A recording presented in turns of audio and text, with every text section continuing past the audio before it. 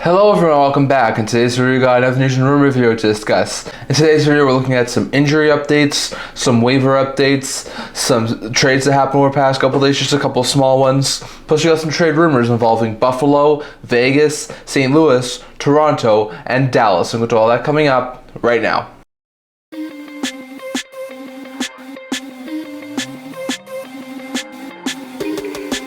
Hello everyone and welcome back to another video here at the End to End Hockey channel. Now before we begin this video, don't forget to like this video and subscribe below. Thank you for all of your support. We'd never be able to do this without all of you guys, so if you haven't already, leave the subscribe button down below. We're on the road to 500 subscribers, so don't forget to hit the subscribe button down below. It really does help out the channel. And don't forget to leave a comment down in the comment section below so I'll discuss in today's video. And don't forget to stay tuned for our March 7th trade deadline video. I'm planning on doing that around 11:30ish Mountain Time on March the 7th. And we'll be discussing all the trades that happened before the March 7th trade deadline, so don't forget to stay tuned for that. But in today's video, we got an interesting news rumor video to discuss. Lots of intriguing things that happened from our past couple of days. Now, I would usually start these videos off by talking about some signings from our past couple of days. However, there have been no signings from our past couple of days. So we're going to go over to a couple of injury updates. We only have a couple of ones here, but there are some interesting ones. So back over a little while ago, we saw Eriksson Ek be placed on injury reserve due to lower body injury surgery and will be out for the foreseeable future. So that's a horrible blow there for the Wild. Eriksson Ek has been a really solid second line center there for the Wild for quite some time, so hopefully he won't be out for an overly long period of time, but that's going to be an interesting injury update there to see that Eriksson Ek is currently out right now due to injuries. And Jacob Lauko is active off injury reserve and returned to game action on Tuesday for the first time in 3 weeks. That's a really big boost there for the Wild. Lauko's a bottom 6'4". He's not a big upgrade, but it's really good to see Lauko, who's been in and out of the lineup this year due to injuries, get back into the lineup. Andrew Copp has underwent surgery to repair his left pectoral tendon and will now be out for the rest of the year. That's a horrible blow there. Copp was actually starting to play quite well for the Red Wings, so to see him be out for the rest of the year is a bad blow to the Red Wings middle six. And hopefully he recovers and is ready to go for next year, but that's a bad blow there for Detroit. Pittsburgh's Brian Rust was active off of injury reserve and returned to game action on Tuesday after he missed 3 games due to a lower body injury, so that's another pretty big boost there for the Penguins to get a solid top 6 forward and Brian Rust back, who's been in and out of the lineup this year as well due to injuries. The New York Rangers' Chris Kreider missed a second straight game on Tuesday due to an upper body injury in his day-to-day, so it's a bad blow there for the Rangers to see Chris Kreider be out past couple of games due to injuries. While Am Fox left Tuesday's game due to an upper body injury and has since been placed on injury reserve. The Rangers have confirmed it is not season-ending, but it does sound like he will miss probably a couple of weeks' time, so it's a bad blow there for the Rangers to lose Am Fox and still be without Chris Kreider for the time being. Colorado's Valeri Nichushkin, who has been out since December 31st, so hasn't played in 2025, was active off of injury reserve and returned to game action on Wednesday. So that's a huge boost there for the Avalanche to get Nichushkin back in, who hasn't played in nearly 2 months. So big boost there for the Avalanche to get their top line goal scorer back into the lineup. Roman Josi left Tuesday's game due to an upper body injury and will miss Thursday's game because of it. So it's a bad blow there for the Predators. Josi's been a really fantastic top pair defenseman as he usually is. So to see him be out for any sort of length of time is not overly great there for Nashville. Washington's Sonny Milano, who's been out for 4 months now with upper body injury, was practicing in a regular jersey and might be able to be nearing a return in the not too distant future, so that could be a really good boost there for the Capitals to see Milano return to game action.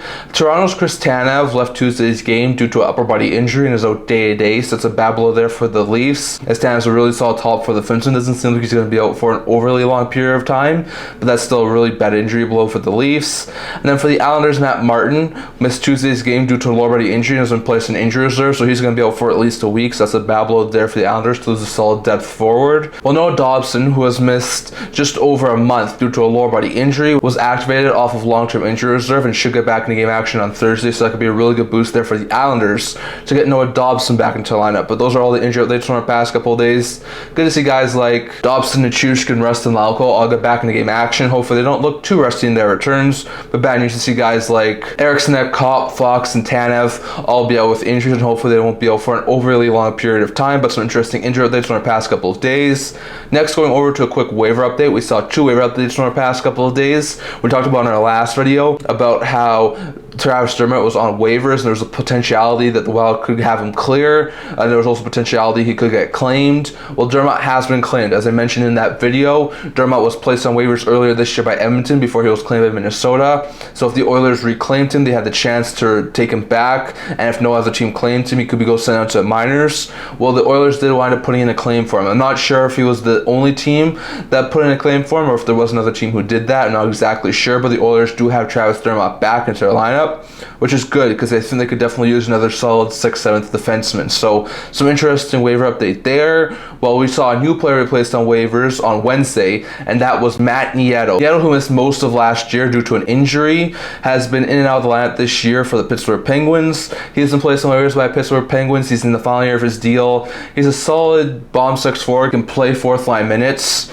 So I could see him wind up being claimed. I wouldn't be overly surprised if he was, but I also wouldn't be overly surprised if he got cleared given his injury history over the past a while. So we're going to have to wait and see what happens there. But Matt Nieto is on waivers for the Pittsburgh Penguins, and we'll have to wait and see later today if he does wind up clearing or not. I'll talk about it in my next video. And Travis Dermott, who was placed on waivers in Minnesota, and thus they were trying to sneak him down on waivers and place him to their minor league affiliate, was indeed reclaimed by the Edmonton Oilers, and they now rehab him. So interesting note there. But Dermott was reclaimed by Edmonton, and Nieto was on waivers for Pittsburgh Penguins. So those are a couple of interesting injury updates. And lastly, before we go trade rumor portion of the video, we got 2 small trades to talk about. There was a couple of interesting ones over the past couple of days. Neither of these trades are overly significant. They both involve minor league players, but there were a couple of interesting ones.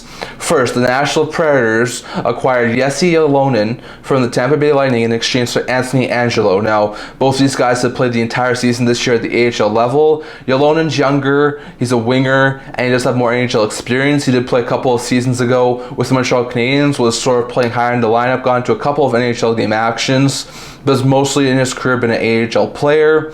He's a right winger. He signed for this year. He'll be an RFA at the end of the deal. He didn't receive a qualifying offer by Canadiens last offseason, signed in Tampa. Obviously, Tampa Bay wanted to give him a fresh start, so he's going to Nashville. Now, if the Preds do move off a couple of pieces before a trade deadline, Ylonen could be a guy who fits in quite well in that team's bottom 6 and could maybe showcase himself to maybe try and earn himself another contract. So I like that sort of acquisition for the Preds, and especially Ylonen, who I think could get a lot more playing time in Nashville. When it comes to Anthony Angello, he's 3 years older at 28 years old than Ylonen is. He has been basically an AHL player his entire career. He's gotten a couple of stints at the NHL level, but it's mostly been in the AHL level, been bouncing around. He played in St. Louis a couple of years ago, played in Pittsburgh a little while ago. So he signed in Nashville, I think it was this past offseason or last offseason. He's been a serviceable AHLer for the Predators, but if they're able to get Ylonen, you're definitely giving up Angello. He's just going to be a call-up option for the Bolts if they do run into some injuries. So it's an interesting pickup there. Both guys are in the final year of their deals, but Ylonen's younger. I think he's an RFA. So I think this is sort of a deal that I think the Predators do win,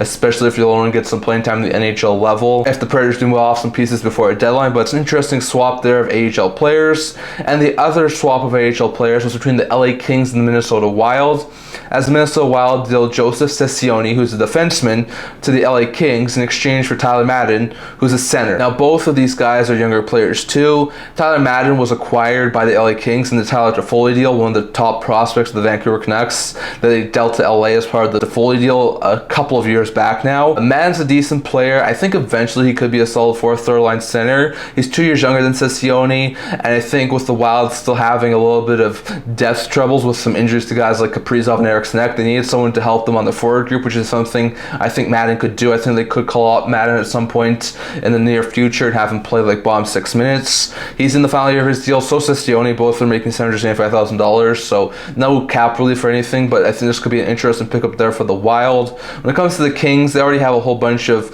really good forward prospects, so they didn't really need Madden. He wasn't going to ever crack the NHL roster for Los Angeles, so they get Cecconi. He's a couple of years older at 27 years old. He's a defenseman, so it'll provide them a little more defensive depth. He could easily be a call-up option if the Kings are into some injuries, so it's an interesting swap there. I do think the Wild win this because Madden was a former top-end prospect, prospect, and I think he still has a future at the NHL level. So an interesting prospect swap there. But the Minnesota Wild acquired Madden from the LA Kings in exchange for Joesph Cecconi in a deal in which I think that the Wild do win. So some interesting trades. I'd love to hear your guys' thoughts on who you think won these two deals. Was it the Wild and the Predators, or was it the Bolts and the Kings? Down in the comment section below. I'd love to hear your guys' opinion on all of that. And lastly here, going over to a couple of trade rumors. Now there's been a ton of trade rumors again over the past couple of days. Not as much as I would expect, but there's still been a couple of interesting things that we're going to have to keep our eye on. We're just about a week until the trade deadline, so there's going to be probably a ton of movement over the next week. I'll try and keep up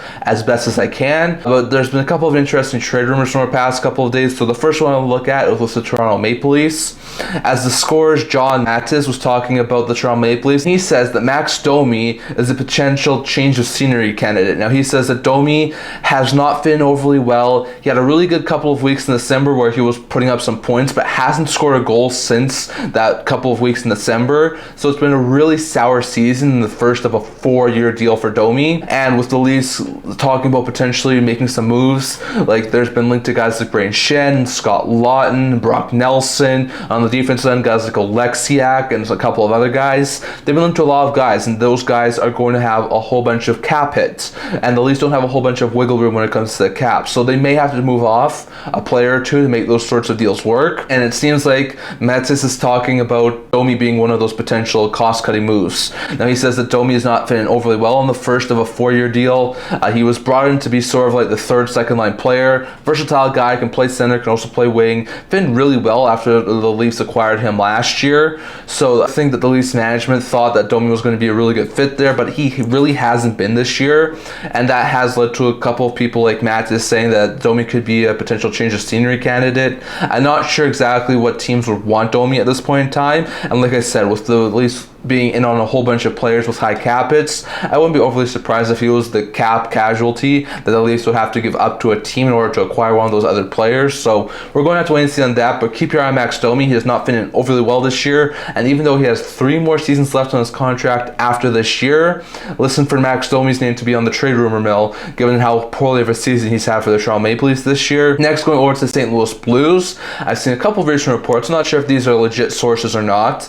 There have been a couple of recent reports saying that the Blues are going to potentially go through a major sort of fire sale or tear down before the trade deadline. Now, I've seen a couple of recent reports linking Jordan Binnington and Deadine Schenn as players who Doug Armstrong is listening on right now. Now, those are surprising names. Schenn is their captain. We've talked about him a couple of times recently. He's a solid second-line center, and a lot of teams would really love to add a guy like Deadine Schenn as he's their second or third-line center. Well, Binnington's an interesting one. He just won the gold for Team Canada at the Four Nations. He's a really good goaltender. He's probably top 15, top 10 in the NHL. He does let in bad goals sometimes, but he's shown that Four Nations that he's a really good goaltender, and that's led a lot of people to think that if the Blues aren't going to make the playoffs, which at this point is not a guarantee. I mean, they've sort of gone a recent run. They're only like 4 or 5 points off a playoff spot, but we know that Doug Armstrong is a GM who I think 5 or 6 years ago was in a playoff spot and still moved off a pending UFA. Now, Binnington and Schenn are not pending UFAs, but we know how bold of a GM